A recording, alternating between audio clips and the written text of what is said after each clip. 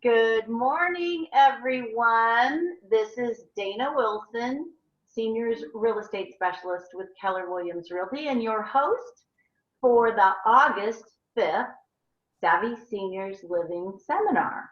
And we are just so excited. We've had to pivot with the pandemic. We've done a pandemic pivot, and we're now bringing you our monthly seminars via Zoom. So welcome to everyone that is on today. We are really missing seeing you in person and giving handshakes and hugs and just seeing all the friendly faces that we've seen now for 3.5 years.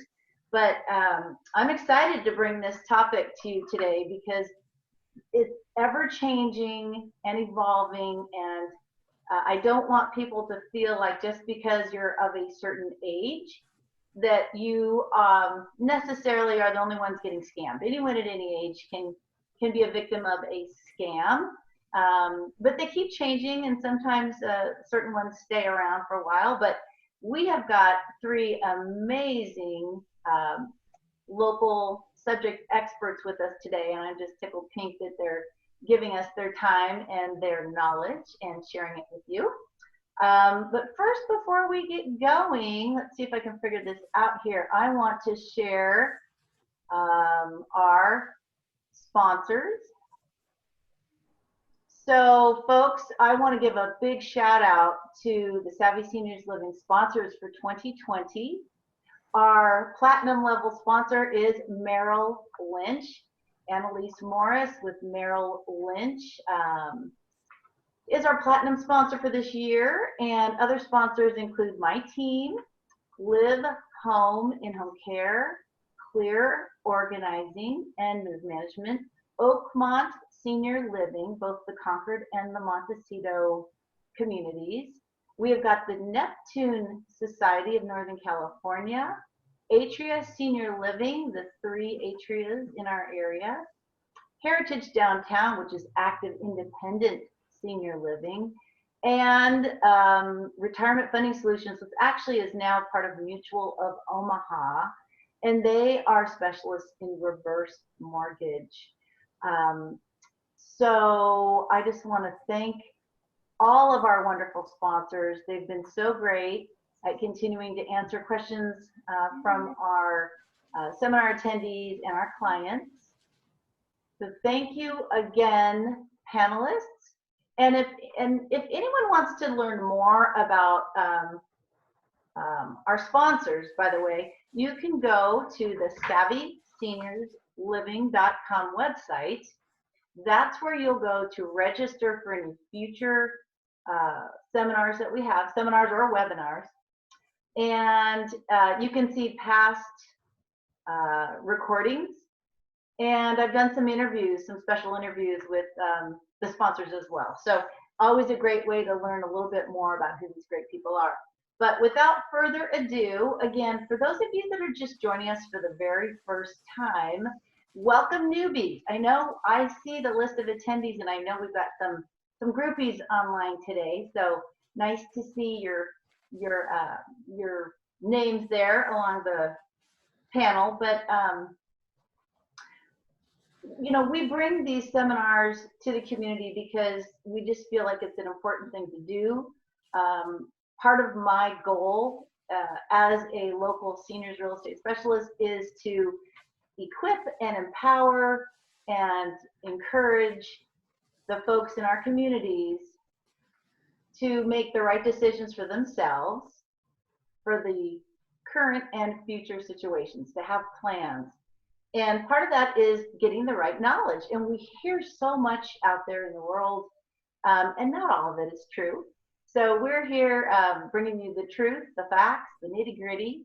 And, you may, again, be wondering why a real estate team would be bringing a topic to the forefront to avoid scams. But it may or may not surprise you that many of our clients who are considering making a move are doing so because they feel that they're at risk. So, this can be particularly true for widows or singles, but it, again, applies to everyone. We do know that some scams out there specifically are targeting homeowners and those of a certain age. They're literally targeted.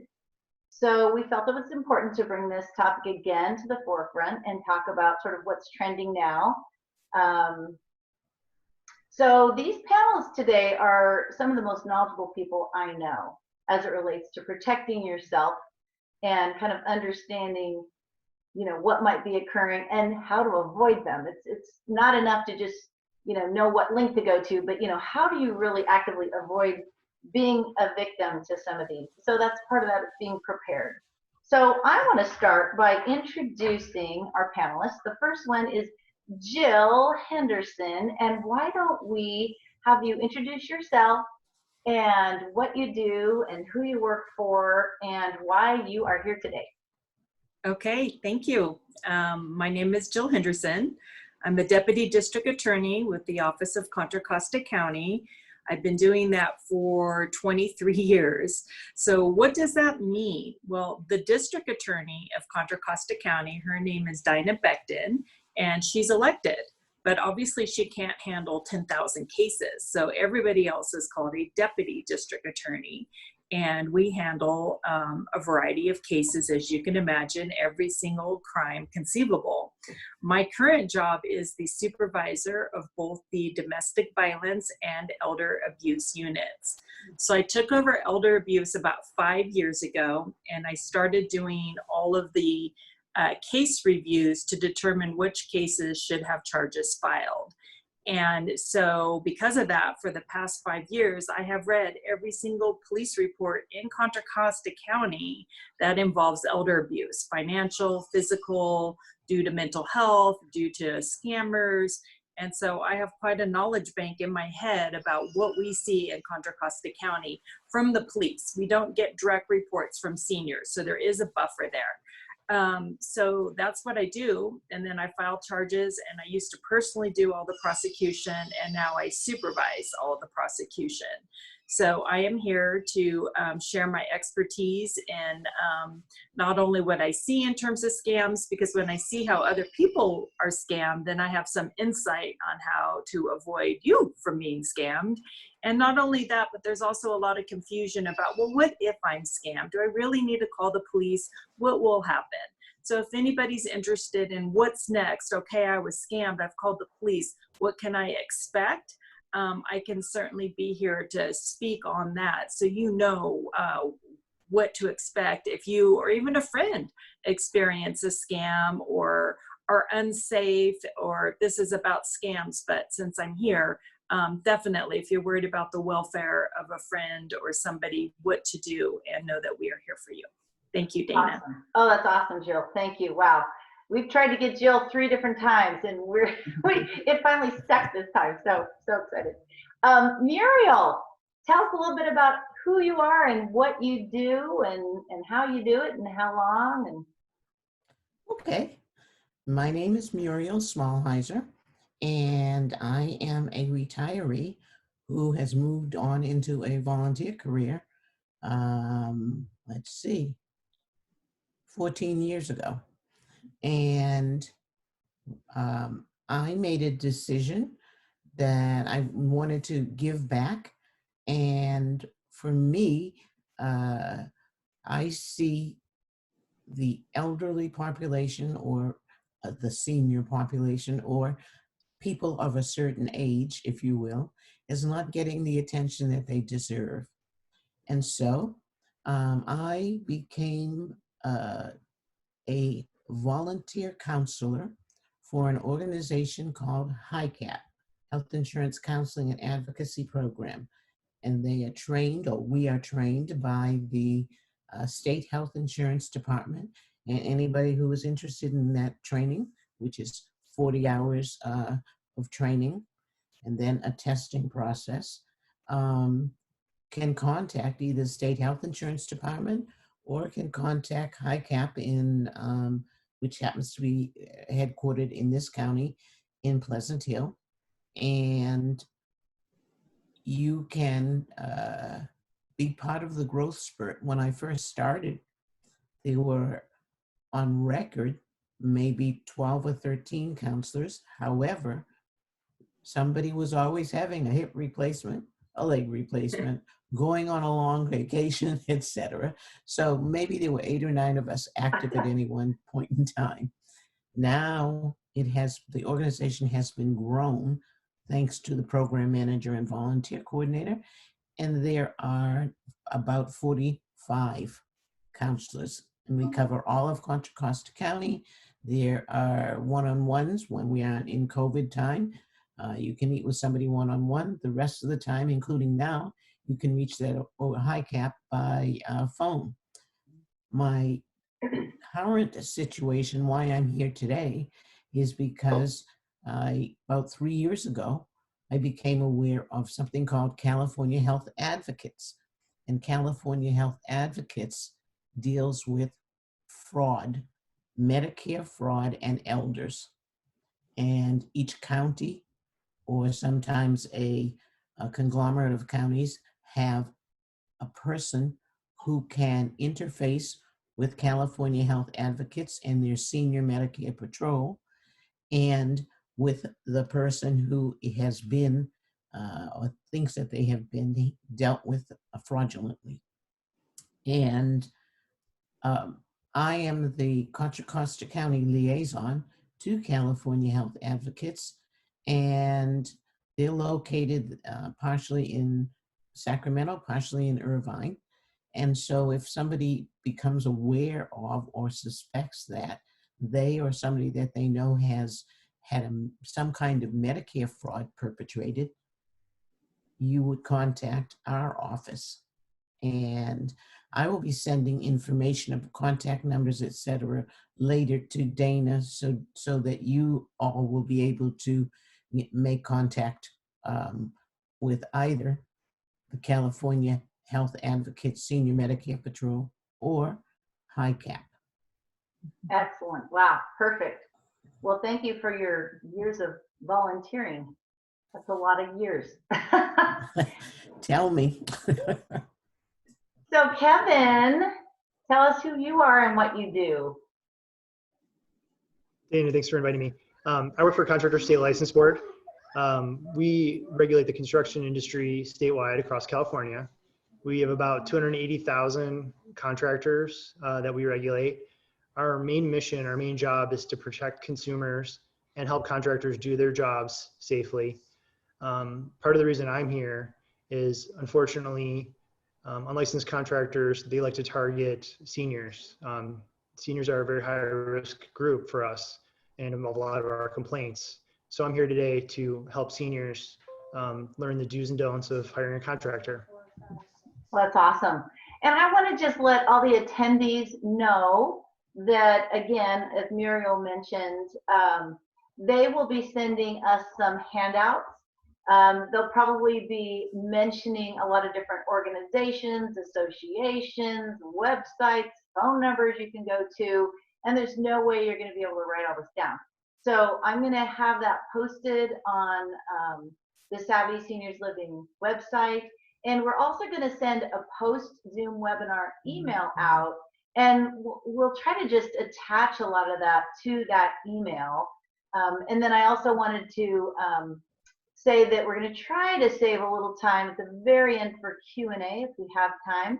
If your question doesn't get answered, just email me or email Pamela, my assistant, Pamela Rattery, most of you know, and we'll make sure you get an answer to your question. If it's something we can answer, we'll make sure we get you in touch with someone who can. So I'm going to go on to my first question for the panelists, which is, Kevin, what is the #1 scam out there now that concerns you the most at the California, Contra Costa Licensing Board, and how does that relate to the mature homeowners? Well, our biggest issue at Contractor State License Board, when people are working with contractors, is they hire a contractor and they give them too much money up front, and the contractor simply pockets the money and doesn't finish the job and walks off the job, or completes the job in a not great way. So that's our biggest complaint. So one way to prevent this is to always hire a licensed contractor. Get a license number before you sign any kind of contract. Look up the license number on our website or call our 1-800 number, which is 1-800-321-CSLB, and check the license. And you also have to remember, when it comes to a down payment, you never want to pay more than 10% or $1,000, whichever is less. That is the state law in California. If you give them too much money up front, they're going to pocket that money and they're going to take off. You know, recently in one of my previous seminars, I met a husband and wife who they were getting their roof repaired, and they gave the roofer half the money up front to repair the roof. We're talking thousands and thousands of dollars. Luckily, that roofer completed the job, but they paid way too much money up front. You never want to pay that much money up front. Another common scam that we're seeing is we always ask you to check the license and check the contractor's pocket ID card and compare it with an ID, a driver's license or some other kind of photo ID. The reason that happens is, the reason I'm asking you to do that is because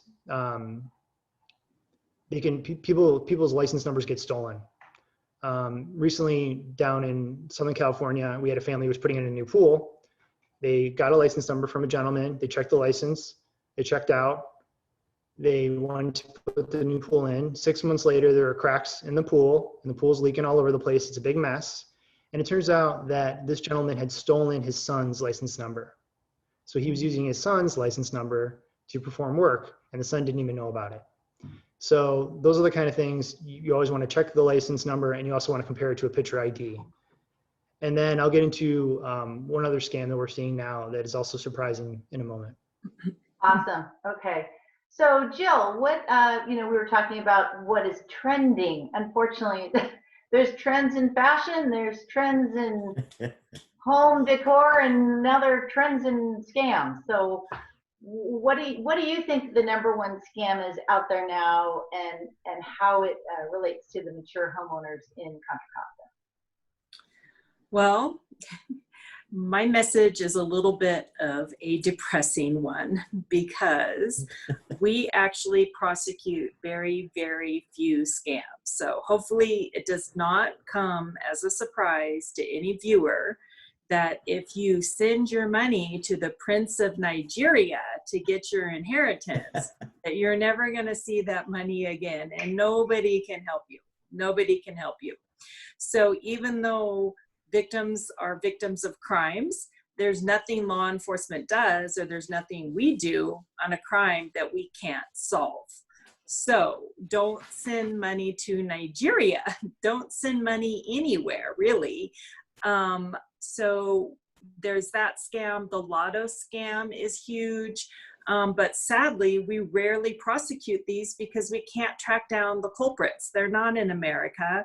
They're in a third world country with no home base, and we just really are helpless when it comes to these big international scams. So don't send money. Having said that, I would say the most common scam, well, there's an IRS scam where they call, hey, I'm the IRS. There was a little error on your tax. To clear it up, just send me $56. Oh, can I pay that now? Sure. What's your credit card number? The IRS never, ever, ever, ever calls you on the telephone for any reason ever. Okay. So once they say this is the IRS, just hang up.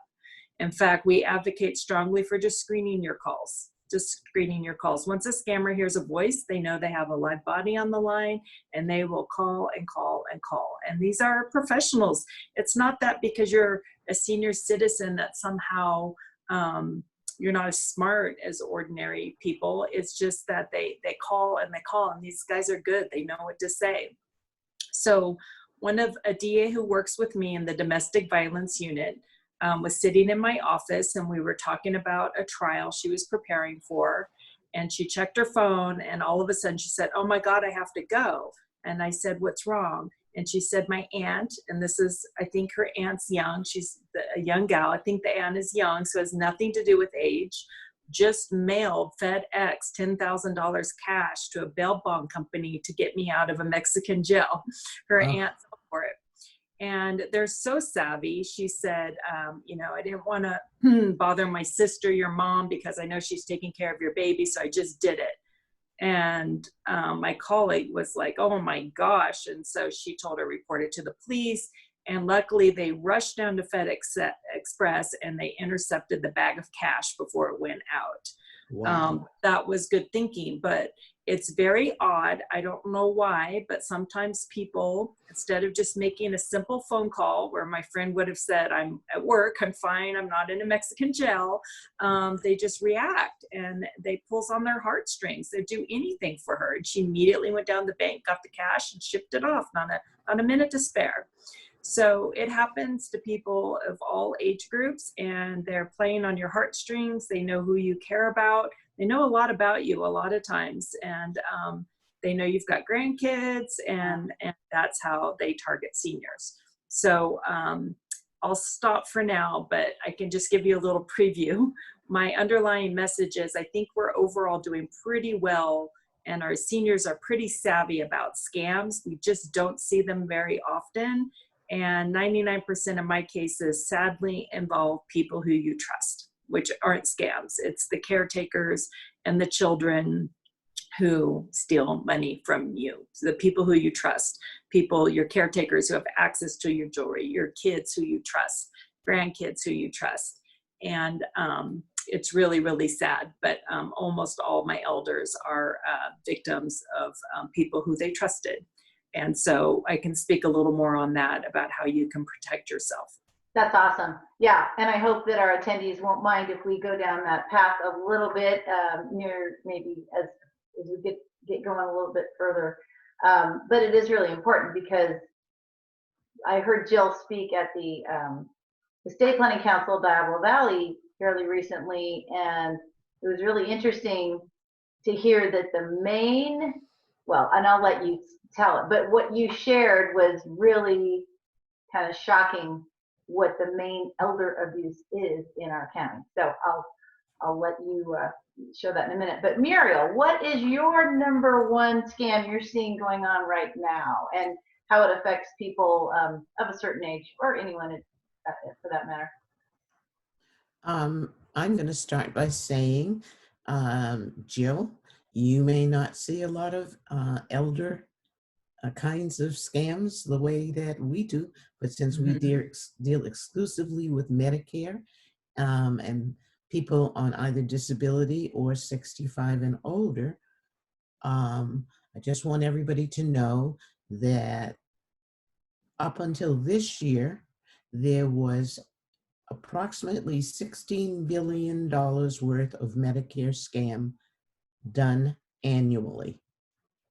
And that tells you something about what a big hit seniors are and how smart and quick, agile would be the word I'd use, because right now the biggest scam going on is around coronavirus. And the biggest of those, I mean, they're fast off the dime, is contact tracing. So let me start by saying, if you were contacted by a contact tracer who says, I am a contact tracer because someone with whom you've been in touch recently is COVID positive, a legitimate tracer will ask you your name, your address, for your date of birth. But I would suggest you don't give your date of birth. I suggest that you just counter that with your age. Your date of birth is one of those things that can be a key to getting into other information of yours. They'll ask for your whereabouts on certain dates because allegedly, and this is legitimate contact tracer we're talking about, you need to confirm where you were on this date, that date, or the other date. The person who is given your name may say, well, I was with a bunch of people and I think blah, blah, blah, and blah, blah, blah were there also because we were in a restaurant and I talked to somebody else, like they weren't in my party. So they'll ask you legitimately about your dates and what errands you ran or stores or businesses that you visited. And they'll ask you questions about your health and whether you have experienced any kind of symptoms. A not legitimate contact tracer will ask you for your Medicare, Medicaid, and or insurance policy numbers. That is totally irrelevant in contact tracing. They may inquire about your immigration status. That is irrelevant. They may ask for your social security number. That also is irrelevant. They may ask you for a financial account number or even request a payment. They will tell you who among your contacts has tested positive for COVID-19. If they do that, excuse yourself and call that person and get a verification. If they tell you that they can't tell you who the person was because of HIPAA, the Patient Privacy Protection Act for people, the Health Protection Act, that is not relevant to whether or not you have had contact with somebody who is COVID-19 positive. They may speak in a threatening manner to you. No contact tracer will act in that way to you. And they may ask you to fill in an online application to be a contact tracer.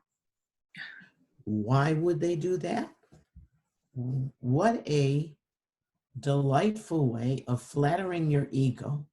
You're so bright, you're so knowledgeable. You might like to be a contact tracer too. Give you the online application information, and when you fill in, if you were to choose to fill in that invitation or application rather, you will have given them the keys to your financial well-being, if you will. So that is by no means the only COVID-19 scam that's going on. That's just the most heinous of them, if you will. And it is the most recent. There are other COVID-19 scams. I'm going to give you just a list. People contacting you for additional Medicare coverage to get additional Medicare coverage for a fee. They're playing on your fears of getting COVID-19. A coronavirus test for use at home.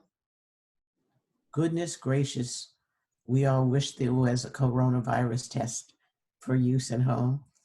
But these days, totally irrelevant for seniors. One of the only tests that you can use at home and get an accurate reading is a pregnancy test. So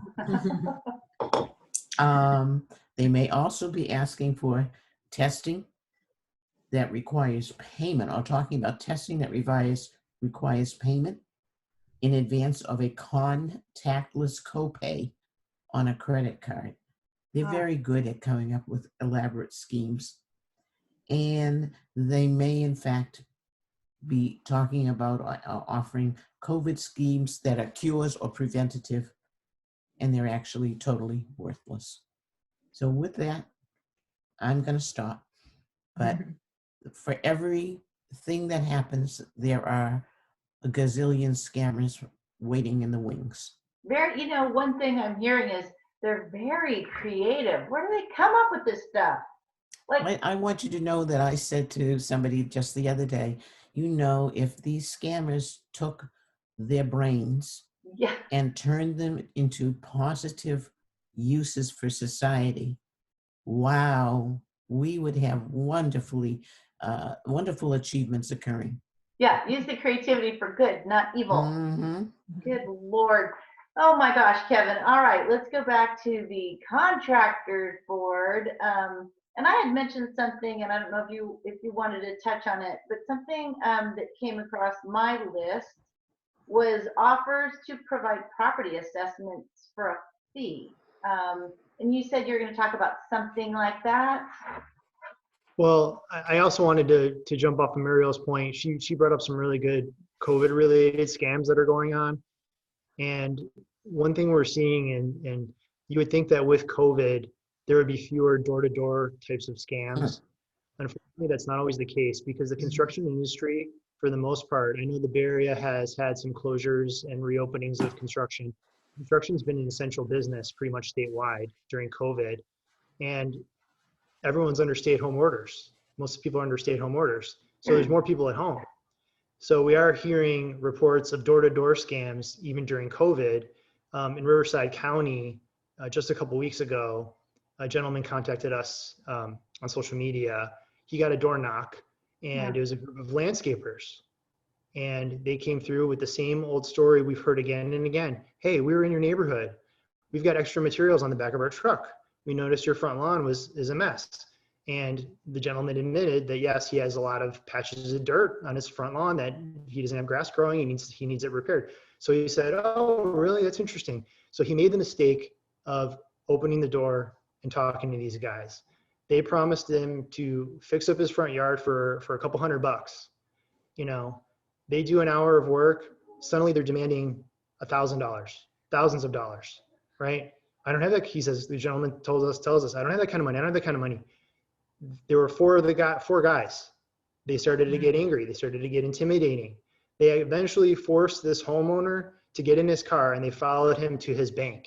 Oh. Okay. Luckily, his bank was closed because of COVID and his ATM, the ATM there was out of service. But eventually, he ended up using his Venmo, which is a type of payment by phone, and he gave them about $700. And they drove off. And this guy had multiple pictures of these gentlemen, these unlicensed contractors, even a license plate on one of the back of the trailers. Wow. And he turned it into the deputies, and the deputy said, "You know what? We're overwhelmed right now. We don't have time to investigate these kind of things. We know this is a known scam in our area, but the chances of you getting your money back, not going to happen." So that would be my thing. Don't think because there's COVID, you may have fewer people in your neighborhood or fewer people knocking at your door, but they're still out there. So use caution when anyone is knocking at your door, doing business with anyone. There are legitimate licensed contractors who will work door to door. There's home improvement salespersons who are licensed through CSLB. You can check their license numbers on our website, 1-800-321-CSLB. But just use caution. That would be my only point. Yeah. Well, and even, real estate has remained essential through all this, but even so, we are not allowed to knock on a door. We are not allowed to leave a flyer or a door hanger. We're not even allowed to, that's not happening. We're not allowed to have open houses or tours or obviously person-to-person events. So I don't know how, because somebody's knocked on my door too. Tree trimmers. There are always tree trimmers.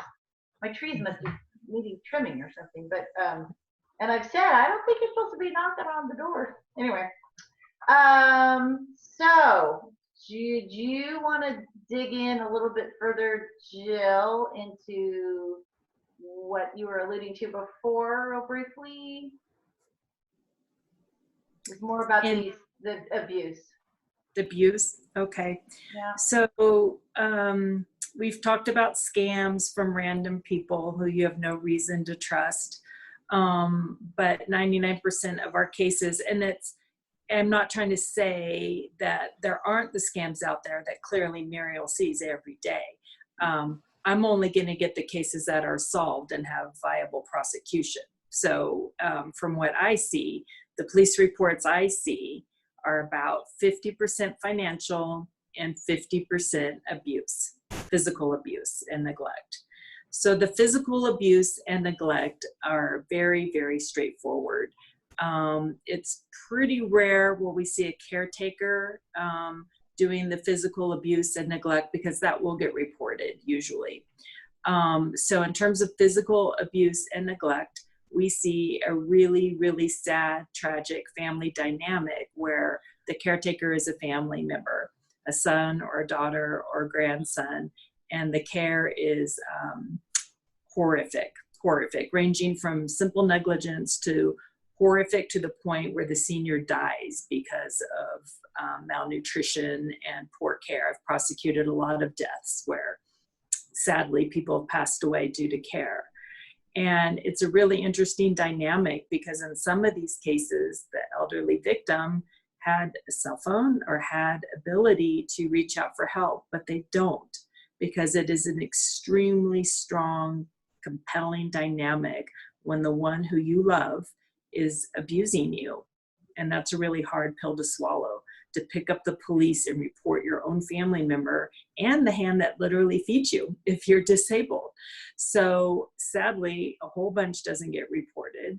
And when it does get reported, it's a very complex dynamic, but we are aware of it.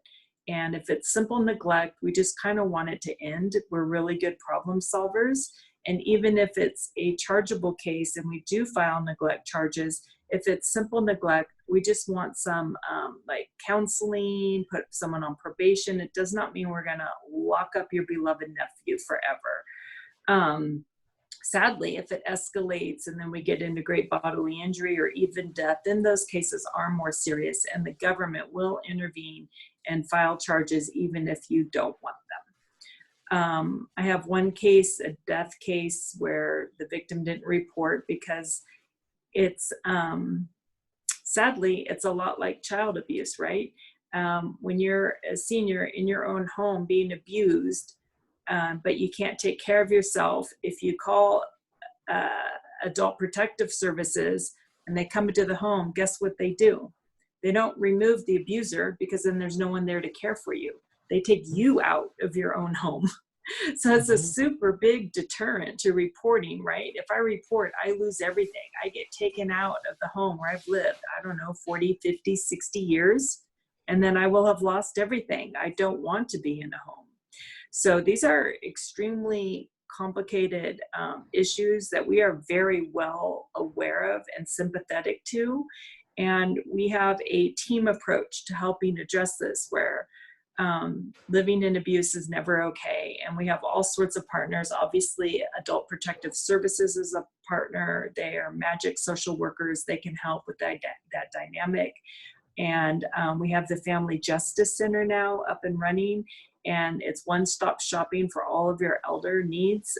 There's one in Concord, right in Todos Santos Plaza, one in Richmond and one in Antioch, and they can help wade through some of these issues in housing and finances, or if it's all they're doing is cooking for you, they can get you hooked up with Meals on Wheels, really collaborative methods. So I really don't want it to be a deterrent to call for help if you have a mindset of what will happen, because you could be wrong. And you or your friend or your neighbor could be suffering needlessly based on a misassumption of what will happen.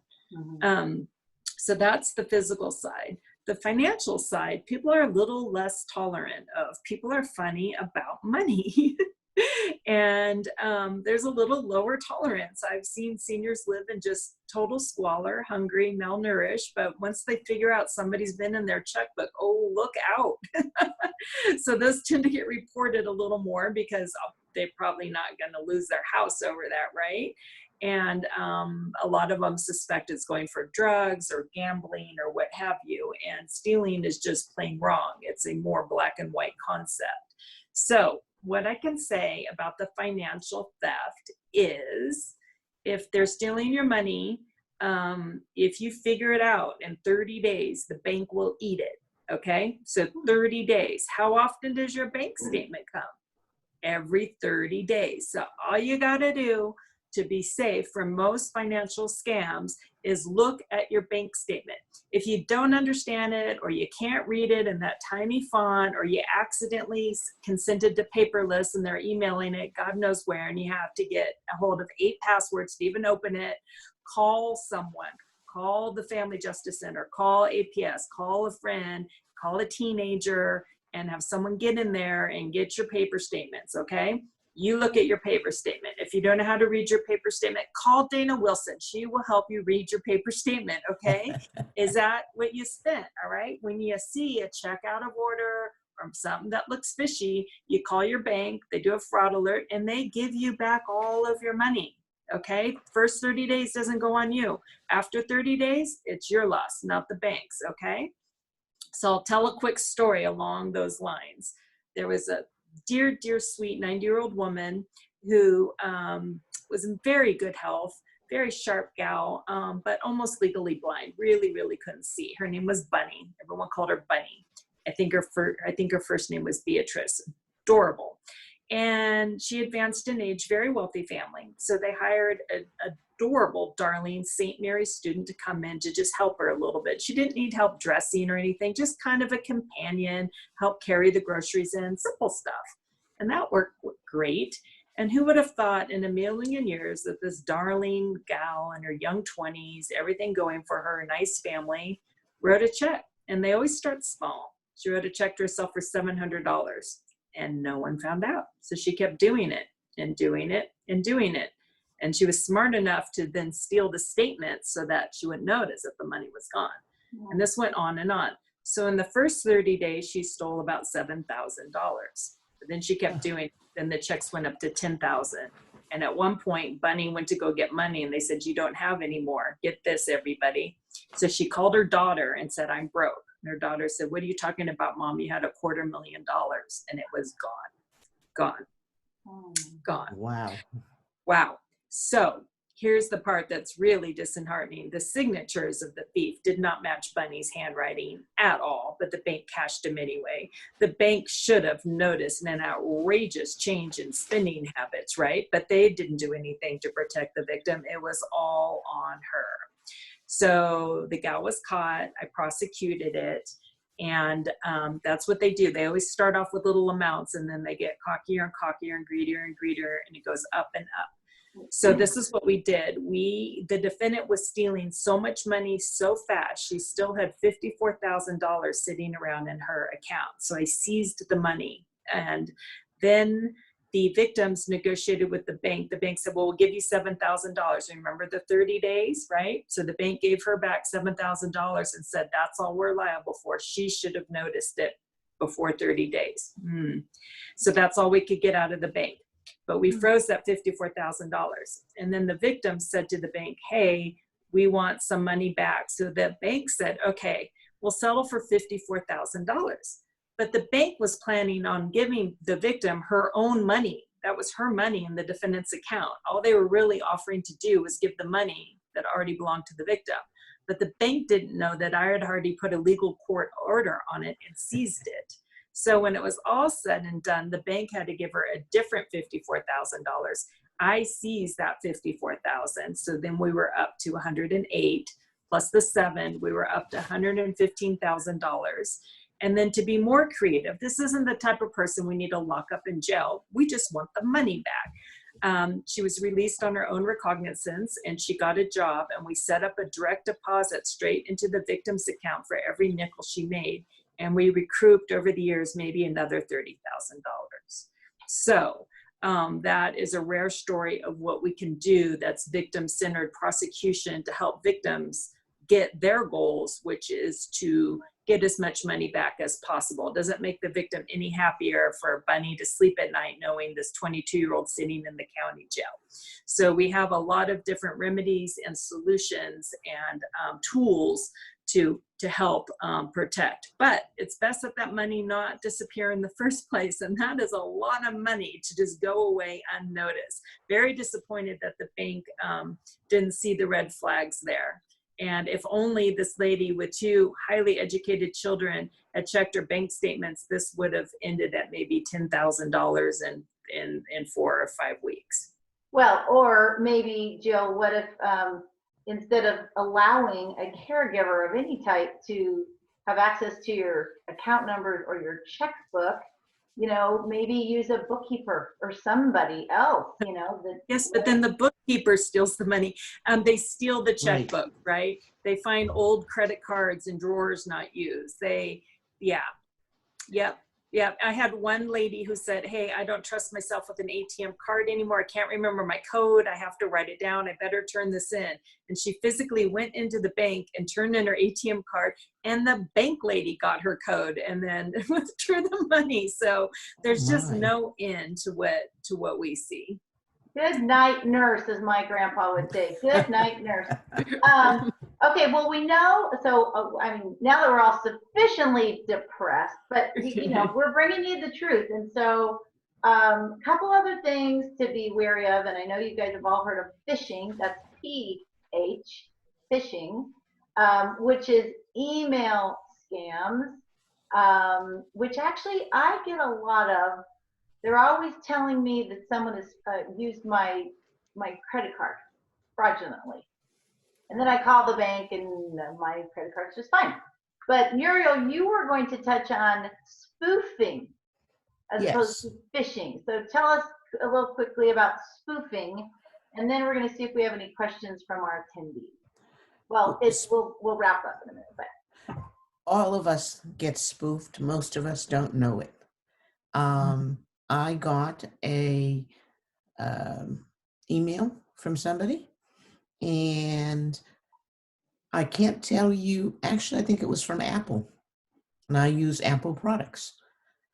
And when I looked at the email address, I saw the word Apple in there, but I also saw some other extraneous things and thought, I get stuff from Apple all the time. It just doesn't look right to me. And for me, it was just a gut thing. So, one of the things I tell people when I go out and do presentations on scams and fraud related to Medicare is I also try to help them to realize that there are a gazillion ways to get at you. And using Medicare is only one of the ways. So if you get an email from somebody or some entity, look at the email address, the sender's email address. Ordinarily, a spoofing kind of an email will direct you in the body of the email to click on something to get more information or to sign up or whatever.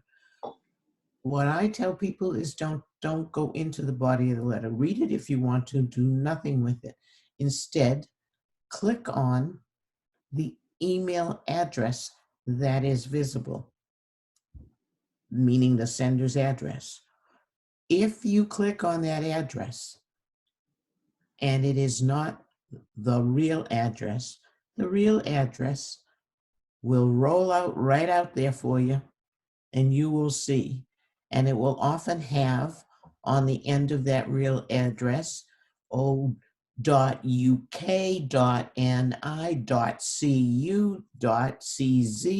meaning it's from a country of Czechoslovakia, Cuba, Nigeria, you name it. And if you see something like that, do not go any further. Put it into your trash and then empty your trash. Putting into your trash isn't enough. Empty your trash. If there's a worm or there's a virus, if they're still sitting in your damn computer, they still can get into the rest of your computer. So take your trash and dump it out. So I have tended to go through my scam or spam, I should say, email every third or fourth day. And the reason for that, of course, is that oftentimes somebody will send something to you, they're perfectly legitimate, and the computer has routed it into spam. I go through my spam every few days, dump it into my trash. I go through my trash every few days and delete the trash. You don't want anything lurking around in your computer, and it can wreak havoc as long as it's in your computer. So spoofing is alive and well. Has absolutely nothing to do with Medicare necessarily. It could, but it doesn't necessarily. right. You could have won the Irish sweepstakes, allegedly. whatever. Click on the email address you don't recognize and see if another email address rolls out of the original email address. Yeah. Well, and now part of every single real estate transaction in the contract itself for the buyer and the seller, there is wire fraud advisories. It's yet another form contractually realtors need to use for all their clients, along with all the COVID new forms. Mhm. But we are seeing people that are getting things from, allegedly a title company, but it's not just title. It could be insurance, it could be your bank, it could be, this is happening to all businesses across the board. You get an email, and especially in a real estate transaction, if you're the buyer, you're going to wire your funds. Mhm. And if you wire funds, it's not like you're using a credit card. So it's like, it will disappear. But they tracked this one back where this client of a realtor that I know, their client lost about $150,000.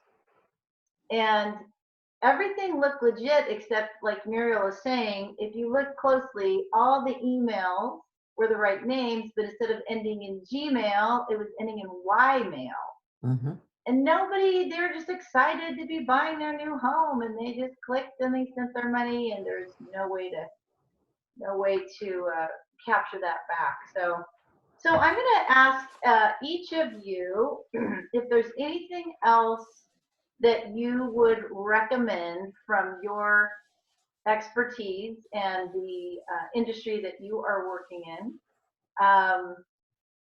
What other things might people be able to do to avoid, like, what should they be looking for, and what would be the best things, anything else where they could avoid becoming a victim of a fraud or a scam? What are your kind of last words? And then we're going to invite the attendees. If anyone has a question, you can go down to the bottom and there's a little Q&A button there, and you can click on that. You can type something in, and we'll try to have one of these wonderful folks address your question before we wrap up in about 5 minutes. So Kevin, is there and poor Kevin, by the way, has how old?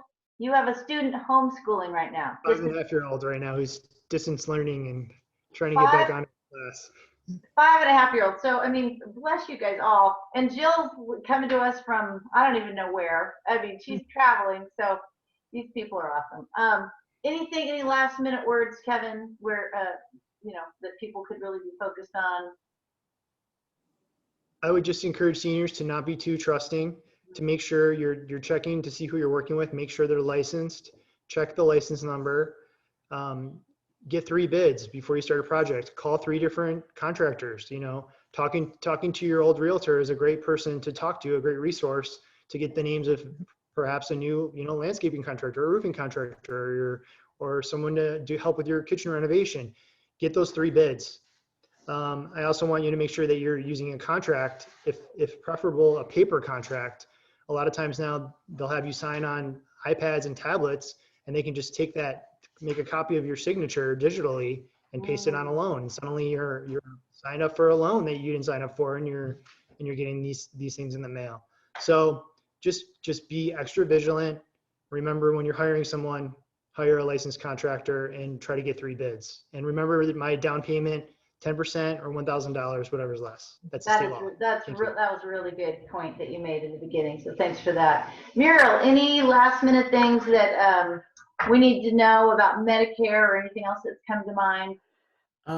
What comes to mind is the mantra for Senior Medicare Patrol is protect, detect, and report.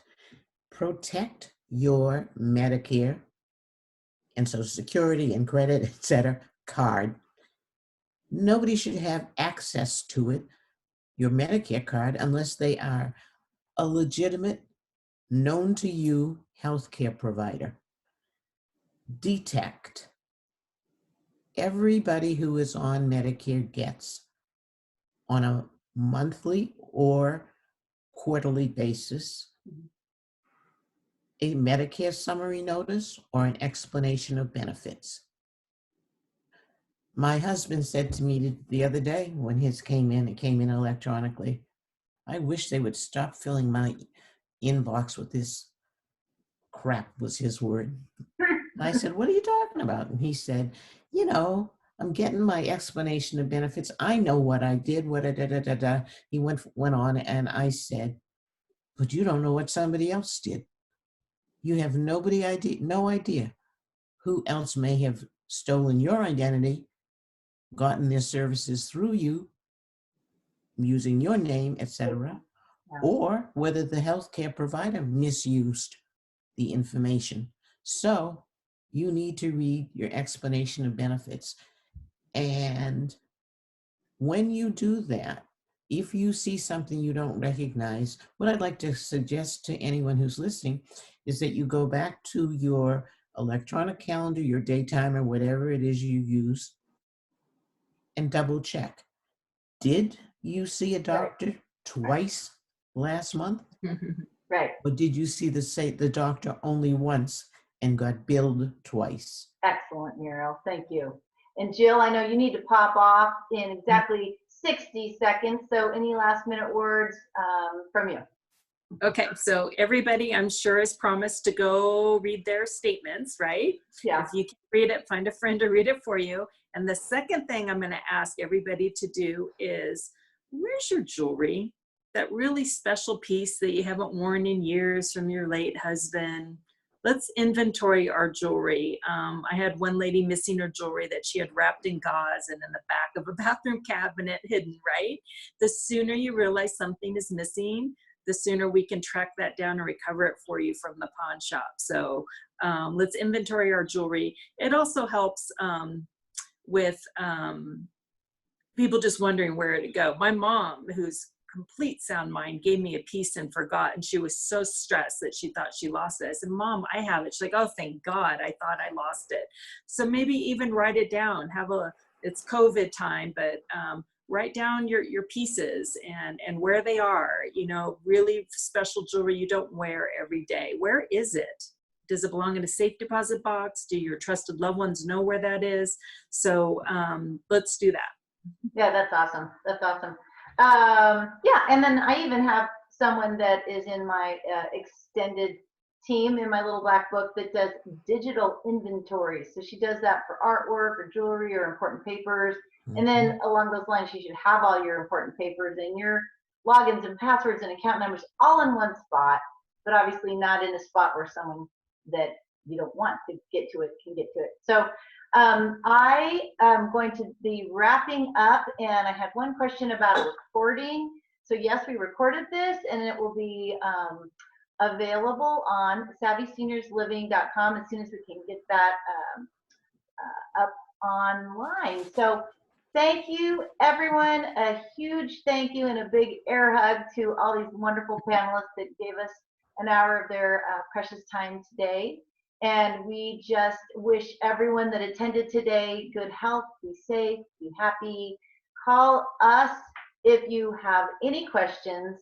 If you want to get further information about any of these wonderful associations or people or the things that they can do for you to keep you safe, then let us know, and then we'll be posting some of their handouts in our follow-up email. So with that, I wish you well, and we will see you next month at our Savvy Seniors Living seminar in September. So God bless everyone. See you soon. Bye. Thank you.